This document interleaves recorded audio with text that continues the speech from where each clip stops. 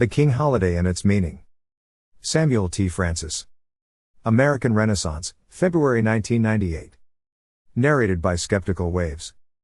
On August 2, 1983, the U.S. House of Representatives passed a bill creating a legal public holiday in honor of the Reverend Martin Luther King Jr. Although there had been little discussion of the bill in the House itself and little awareness among the American public that Congress was even considering such a bill, it was immediately clear that the U.S. Senate would take up the legislation soon after the Labor Day recess.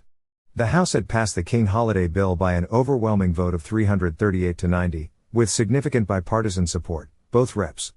Jack Kemp and Newt Gingrich voted for it, and the Reagan administration was indicating that the president would not veto it if it came before him. In these circumstances, most political observers seemed to think that Senate enactment and presidential signature of the bill would take place virtually unopposed. Few anticipated that the battle over the King Holiday in the next few weeks would be one of the most bitter congressional and public controversies of the decade. From 1981 to 1986 I worked on the staff of North Carolina Republican Senator John P. East, a close associate and political ally of the senior senator from North Carolina, Jesse Helms. While the legislation was being considered, I wrote a paper entitled Martin Luther King Jr., Political Activities and Associations. It was simply documentation of the affiliations with various individuals and organizations of communist background that King had maintained since the days when he first became a nationally prominent figure. In September, the paper was distributed to several Senate offices for the purpose of informing them of these facts about King, facts in which the national news media showed no interest. It was not originally my intention that the paper be read on the floor of the Senate, but the Helms office itself expressed an interest in using it as a speech, and it was read into the congressional record on October 3, 1983. During the ensuing debate over the King Holiday, I acted as a consultant to Senator Helms and his regular staff. Senator Helms, like Senator East and many other conservatives in the Senate and the country, was strongly opposed to establishing a national holiday for King. The country already observed no fewer than 9 legal public holidays: New Year's Day, President's Day as it is officially known, or Washington's birthday as an unreconstructed American public continues to insist on calling it, Memorial Day, Independence Day, Labor Day, Veterans Day, Columbus Day, Thanksgiving, and Christmas. With the exceptions of Washington's birthday and Christmas, not a one of these holidays celebrates a single individual. As Senator East argued, to establish a special holiday just for King was to elevate him to the same level as the father of our country and above the many other Americans whose achievements approach Washington's. Whatever King's own accomplishments, few would go so far as to claim that they equaled or exceeded those of many other major statesmen, soldiers, and creative minds of American history. That argument alone should have provided a compelling reason to reject the King Holiday, but for some years a well-organized and powerful lobby had pressured Congress for its enactment, and anyone who questioned the need for the holiday was likely to be accused of racism or insensitivity. Congressional Democrats, always eager to court the black voting bloc that has become their party's principal mainstay, were solidly in favor of it, the major exception being Georgia Democrat Larry McDonald, who led the opposition to the measure in the House and who died before the month was over when a Soviet warplane shot down the civilian airliner on which he and nearly 300 other civilians were traveling. Republicans, always timid about accusations of racial insensitivity and eager to court the black vote themselves, were almost as supportive of the proposal as the Democrats. Few lawmakers stopped to consider the deeper cultural and political impact a King holiday would have, and few journalists and opinion makers encouraged them to consider it. Instead, almost all of them, lawmakers and opinion makers, devoted their energies to vilifying the only public leader who displayed the courage to question the very premise of the proposal, whether Martin Luther King was himself worthy of the immense and unprecedented honor being placed upon him. It soon became clear that whatever objections might be raised against the holiday, no one in politics or the media wanted to hear about them, and that even the Republican leadership of the Senate was sympathetic to passage of the legislation. When the Senate Majority Leader, Howard Baker, scheduled action to consider the bill soon after Congress returned from the Labor Day recess, King's widow, Coretta Scott King, called Senator Baker and urged him to postpone action in order to gain time to gather more support for the bill. The senator readily agreed, telling the press she felt chances for passage would be enhanced and improved if it were postponed. The postponement of this is not for the purpose of delay. Nevertheless, despite the support for the bill from the Republican leadership itself, the vote was delayed again, mainly because of the efforts of Senator Helms. Senator Helms delivered his speech on King on October 3 and later supplemented it with a document of some 300 pages consisting mainly of declassified FBI and other government reports about King's connections with communists and communist-influenced groups that the speech recounted. That document, distributed on the desks of all senators, was promptly characterized as a packet of filth by New York's Democratic Senator Daniel Patrick Moynihan, who threw it to the floor of the Senate and stomped on it. He later repeated his stomping off the Senate floor for the benefit of the evening news, while Senator Edward Kennedy denounced the Helms speech as red smear tactics that should be shunned by the American people. A few days later, columnist Edwin M. Yoder Jr. in the Washington Post sneered that Jesse Helms is a stopped clock if ever American politics had one who could be depended on to contaminate a serious argument with debating points from the gutter, while he described King as a prophet, a man of good works, a thoroughly wholesome influence in American life. Writing in the Washington Times, conservative Aram Bakshi held that Senator Helms was simply politically motivated. He has nothing to lose and everything to gain by heaping scorn on the memory of Martin Luther King and thereby titillating the great white trash. Leftist Richard Cohen wrote of Helms in the Post, his sincerity is not in question. Only his decency. Meanwhile, Senator Helms, with legal assistance from the Conservative Caucus, filed suit in federal court to obtain the release of FBI surveillance tapes on King that had been sealed by court order until the year 2027. Their argument was that senators could not fairly evaluate King's character and beliefs and cast an informed vote on the holiday measure until they had gained access to this sealed material and had an opportunity to examine it. The Reagan Justice Department opposed this action, and on October 18, U.S. District Judge John Lewis Smith Jr. refused to release the King files, which remain sealed to this day. Efforts to send the bill to committee also failed. Although it is a routine practice for the Senate to refer all legislation to committee, where hearings can consider the merits of the proposed law, this was not done in the case of the King Holiday Bill. Senator Kennedy, a former chairman of the Senate Judiciary Committee, argued that hearings on a similar proposal had been held in a previous Congress and there was no need to hold new hearings. He was correct that hearings had been held, but there had been considerable turnover in the Senate since then and copies of those hearings were not generally available. Nevertheless, it soon became clear that Republicans and Democrats, liberals and many conservatives, the White House, the courts, and the media all wanted the King Holiday Bill passed as soon as possible, with as little serious discussion of King's character, beliefs, and associations as possible. Why this was so was becoming increasingly clear to me as an observer of the process.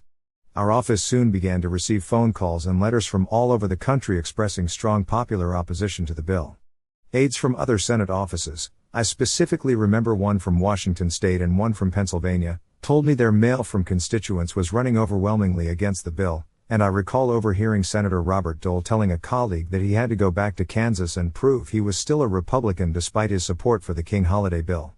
The political leaders of both parties were beginning to grasp that they were sitting on top of a potential political earthquake, which they wanted to stifle before it swallowed them all. On October 19, then, the vote was held, 78 in favor of the holiday and 22 against. 37 Republicans and 41 Democrats voted for the bill, 18 Republicans and 4 Democrats voted against it. Several substitute amendments intended to replace the King Holiday measure were defeated without significant debate. President Reagan signed the bill into law on November 2. I distinctly remember standing with Senator Helms in the Republican cloakroom just off the floor of the Senate during the debate, listening to one senator after another approaching him to apologize for the insulting language they had just used about Senator Helms on the floor. Not a few of the senators assured him they knew he was right about King, but what else could they do but denounce Helms and vote for the holiday? Most of them claimed political expediency as their excuse, and I recall one Senate aide chortling that what old Jesse needs to do is get back to North Carolina and try to save his own neck from the coming disaster he had prepared for himself in opposing the King Holiday. Indeed, it was conventional wisdom in Washington at that time that Jesse Helms had committed political suicide by his opposition to the King Holiday and that he was certain to lose re-election the following year against a challenge by Democratic Governor James B. Hunt. In fact, Senator Helms was trailing in the polls prior to the controversy over the holiday. The Washington Post carried a story shortly after the vote on the holiday bill with the headline, "Battle to block King Holiday may have hurt Helms at home," and a former political reporter from North Carolina confidently gloated in the Post on October 23 that Helms was destined to lose in '84. In the event, of course, Senator Helms was re-elected by a healthy margin, and the Post itself acknowledged the role of his opposition to the King Holiday as a major factor in his political revival. As Post reporter Bill Peterson wrote in news stories after Helms' re-election on November 6, 1984, his standing among whites shot up in polls after he led a filibuster, strong opposition, against a bill establishing a national holiday on the birthday of the late Reverend Martin Luther King Jr., and on November 18, a poll before the filibuster showed Helms trailing Hunt by 20 percentage points. By December, Hunt's lead was sliced in half. White voters who had been feeling doubts about Helms began returning to the fold. If Senator Helms' speech against the King holiday had any enduring effect, then it was to help re-elect him to the Senate. So, was Jesse Helms right about Martin Luther King? That King had close connections with individuals and groups that were openly communist is clear today, as it was clear during King's own lifetime and during the debate on the holiday bill. Indeed, only 2 weeks after the Senate vote, on November 1, 1983, the New York Times published a letter written by Michael Parenti, an associate fellow of the Far Left Institute for Policy Studies in Washington and a frequent contributor to Political Affairs, an official organ of the Communist Party that styles itself the Theoretical Journal of the Communist Party, USA. The letter demanded what if communists had links to Dr. King? Mr. Parenti pointed out that the three areas in which King was most active, civil rights, peace and the labor struggle, the latter two toward the end of his life, are also areas in which U.S. communists have worked long and devotedly, and he criticized liberals who once again accept the McCarthyite premise that U.S. communists are purveyors of evil and that any association with them taints one forever. Dr. King himself would not have accepted such a premise. Those of Mr. Parenti's persuasion may see nothing scandalous in associations with known communists, but the liberals whom he criticized knew better than to make that argument in public. Of course, to say that King maintained close affiliations with persons whom he knew to be communists is not to say that King himself was ever a communist or that the movement he led was controlled by communists, but his continuing associations with communists, and his repeated dishonesty about those connections, do raise serious questions about his own character, about the nature of his own political views and goals, and about whether we as a nation should have awarded him, and should continue to award him, the honor the holiday confers. Moreover, the embarrassing political connections that were known at the time seem today to be merely the tip of the ethical and political iceberg with which King's reputation continues to collide. While researching King's background in 1983, I deliberately chose to dwell on his communist affiliations rather than on other issues involving his sexual morality. I did so because at that time the facts about King's subversive connections were well documented, while the details of his sex life were not. In the course of writing the paper, however, I spoke to several former agents of the FBI who had been personally engaged in the FBI's surveillance of King and who knew from first-hand observation that the rumors about his undisciplined sex life were substantially true. A few years later, with the publication in 1989 of Ralph Abernathy's autobiography, And the Walls Came Tumbling Down, those rumors were substantiated by one of King's closest friends and political allies. It is quite true that a person's sex life is largely his own business, but in the case of an internationally prominent figure such as King, they become publicly relevant, and they are especially relevant given the high moral stature King's admirers habitually ascribe to him, the issue of his integrity as a Christian clergyman, and the proposal to elevate him to the status of a national moral icon. In the course of the Senate debate on the King holiday, the East Office received a letter from a retired FBI official, Charles D. Brennan. Mr. Brennan, who had served as Assistant Director of the FBI, stated that he had personally been involved in the FBI's surveillance of King and knew from first-hand observation the truth about King's sexual conduct that Mr. Brennan characterized as orgiastic and adulterous escapades, some of which indicated that King could be bestial in his sexual abuse of women. He also stated that King frequently drank to excess and at times exhibited extreme emotional instability, as when he once threatened to jump from his hotel room window. In a study that he prepared, Mr. Brennan described King's sexual activities and his excessive drinking that FBI surveillance discovered. It was this kind of conduct, he wrote, that led FBI Director J. Edgar Hoover to describe King as a tomcat with obsessive degenerate sexual urges and President Lyndon Johnson to call King a hypocrite preacher. Mr. Brennan also acknowledged, "It was muck the FBI collected. It was not the FBI's most shining hour. There would be no point in wallowing in it again. The point is that the muck is there. It is there in the form of transcripts, recordings, photos, and logs. It is there in great quantity. There are volumes of material labeled obscene. Future historians just will not be able to avoid it. It is precisely this material that is sealed under court order until the year 2027 and to which the Senate was denied access prior to the vote on the King holiday." One instance from King's life that perhaps illuminates his character was provided by historian David Garrow in his study of the FBI's surveillance of King. Garrow recounts what the FBI gathered during a 48-hour surveillance of King between February 22 and 24, 1964 in the Hyatt House Motel in Los Angeles. In that 48 hours the Bureau acquired what in retrospect would be its most prized recordings of Dr. King. The treasured highlight was a long and extremely funny storytelling session during which King, A. Bestowed supposedly honorific titles or appointments of an explicitly sexual nature on some of his friends. B. Engaged in an extended dialogue of double entendre phrases that had sexual as well as religious connotations. And C. Told an explicit joke about the rumored sexual practices of recently assassinated President John F. Kennedy, with reference to both Mrs. Kennedy and the president's funeral. Garrow's characterization of the episode is extremely funny as one way of describing the incident. Another is that during the session in Los Angeles, King, a Christian minister, made obscene jokes with his own followers, several of them also ministers, made sexual and sacrilegious jokes, and made obscene and insulting remarks intended to be funny about the late President Kennedy and his sex life with Mrs. Kennedy. It should be recalled that these jokes were made by King about a man who had supported his controversial cause, had lost political support because of his support for King and the civil rights movement, and had been dead for less than 3 months at the time King engaged in obscene humor about him and his wife. In February 1964, the nation was still in a state of shock over Kennedy's death, but King apparently found his death a suitable occasion for dirty jokes. More recently still, in addition to disclosures about King's bizarre sex life and his close connections with communists, it has come to light that King's record of deliberate deception in his own personal interests reaches as far back as his years in college and graduate school, when he plagiarized significant portions of his research papers and even his doctoral dissertation, an act that would cause the immediate professional ruin of any academic figure. Evidence of King's plagiarism, which was almost certainly known to his academic sponsors at Boston University and was indisputably known to other academics at the King Papers Project at Stanford University, was deliberately suppressed and denied. It finally came to light in reports published by the Wall Street Journal in 1990 and was later exhaustively documented in articles and a monograph by Theodore Pappas of the Rockford Institute. Yet, incredibly, even after thorough documentation of King's affiliations with communists, after the revelations about his personal moral flaws, and after proof of his brazen dishonesty in plagiarizing his dissertation and several other published writings, incredibly there is no proposal to rescind the holiday that honors him.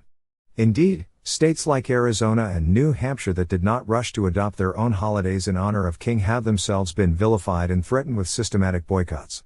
The continuing indulgence of King is in part due to simple political cowardice, fear of being denounced as a racist, but also to the political utility of the King holiday for those who seek to advance their own political agenda. Almost immediately upon the enactment of the holiday bill, the King holiday came to serve as a kind of charter for the radical regime of political correctness and multiculturalism that now prevails at many of the nation's major universities and many areas of public and private life. This is so because the argument generally offered for the King holiday by King's own radical collaborators and disciples is considerably different from the argument for it offered by most Republicans and Democrats. The latter argue that they simply want to celebrate what they take to be King's personal courage and commitment to racial tolerance. The holiday, in their view, is simply celebratory and commemorative, and they do not intend that the holiday should advance any other agenda. But this is not the argument in favor of the King holiday that we hear from partisans like Mrs. King and those who harbor similar views. A few days after Senate passage of the holiday measure, Mrs. King wrote in the Washington Post, October 23, 1983, about how the holiday should be observed. The holiday, she wrote, must be substantive as well as symbolic. It must be more than a day of celebration. Let this holiday be a day of reflection, a day of teaching nonviolent philosophy and strategy, a day of getting involved in nonviolent action for social and economic progress. She noted that for years the Martin Luther King Jr. Center for Nonviolent Social Change in Atlanta has conducted activities around his birthday in many cities. The week-long observance has included a series of educational programs, policy seminars or conferences, action-oriented workshops, strategy sessions and planning meetings dealing with a wide variety of current issues, from voter registration to full employment to citizen action for nuclear disarmament. A few months later, Robert Weisbrot, a fellow of the Du Bois Institute at Harvard, was writing in the New Republic, January 30, 1984, that in all, the nation's first commemoration of King's life invites not only celebration, but also cerebration over his, and the country's, unfinished tasks. Those unfinished tasks, according to Mr. Weisbrot, included curbing disparities of wealth and opportunity in a society still ridden by caste distinctions, a task toward the accomplishment of which the reforms of the early 60s were only a first step. Among those contemporary leaders seeking to extend Martin Luther King's legacy, Mr. Weisbrot wrote, by far the most influential and best known is his former aide, Jesse Jackson. The exploitation of the King holiday for radical political purposes was even further enhanced by Vincent Harding, professor of religion and social transformation at the Iliff School of Theology in Denver, writing in the New York Times, January 18, 1988. Professor Harding rejected the notion that the King holiday commemorates merely a kind, gentle and easily managed religious leader of a friendly crusade for racial integration. Such an understanding would demean and trivialize Dr. King's meaning. Professor Harding wrote, "The Martin Luther King of 1968 was calling for and leading civil disobedience campaigns against the unjust war in Vietnam. Courageously describing our nation as the greatest purveyor of violence in the world today, he was urging us away from a dependence on military solutions. He was encouraging young men to refuse to serve in the military, challenging them not to support America's anti-communist crusades, which were really destroying the hopes of poor non-white peoples everywhere. This Martin Luther King was calling for a radical redistribution of wealth and political power in American society as a way to provide food, clothing, shelter, medical care, jobs, education and hope for all of our country's people. To those of King's own political views, then, the true meaning of the holiday is that it serves to legitimize the radical social and political agenda that King himself favored and to delegitimize traditional American social and cultural institutions, not simply those that supported racial segregation but also those that support a free market economy, an anti-communist foreign policy, and a constitutional system that restrains the power of the state rather than one that centralizes and expands power for the reconstruction of society and the redistribution of wealth. In this sense, the campaign to enact the legal public holiday in honor of Martin Luther King was a small first step on the long march to revolution, a charter by which that revolution is justified as the true and ultimate meaning of the American identity. In this sense, and also in King's own sense, as he defined it in his speech at the Lincoln Memorial in 1963, the Declaration of Independence becomes a promissory note by which the state is authorized to pursue social and economic egalitarianism as its mission, and all institutions and values that fail to reflect the dominance of equality, racial, cultural, national, economic, political, and social, must be overcome and discarded. By placing King, and therefore his own radical ideology of social transformation and reconstruction, into the central pantheon of American history, the King holiday provides a green light by which the revolutionary process of transformation and reconstruction can charge full speed ahead. Moreover, by placing King at the center of the American national pantheon, the holiday also serves to undermine any argument against the revolutionary political agenda that it has come to symbolize. Having promoted or accepted the symbol of the new dogma as a defining, perhaps the defining, icon of the American political order, those who oppose the revolutionary agenda the symbol represents have little ground to resist that agenda. It is hardly an accident, then, that in the years since the enactment of the holiday and the elevation of King as a national icon, systematic attacks on the Confederacy and its symbolism were initiated. Movements to ban the teaching of Western civilization came to fruition on major American universities. Thomas Jefferson was denounced as a racist and slave owner, and George Washington's name was removed from a public school in New Orleans on the grounds that he too owned slaves. In the new nation and the new creed of which the King holiday serves as symbol, all institutions, values, heroes, and symbols that violate the dogma of equality are dethroned and must be eradicated. Those associated with the South and the Confederacy are merely the most obvious violations of the egalitarian dogma and therefore must be the first to go, but they will by no means be the last. The political affiliations of Martin Luther King that Senator Jesse Helms so courageously exposed are thus only pointers to the real danger that the King holiday represents. The logical meaning of the holiday is the ultimate destruction of the American Republic as it has been conceived and defined throughout our history, and until the charter for revolution that it represents is repealed, we can expect only further installations of the destruction and dispossession it promises.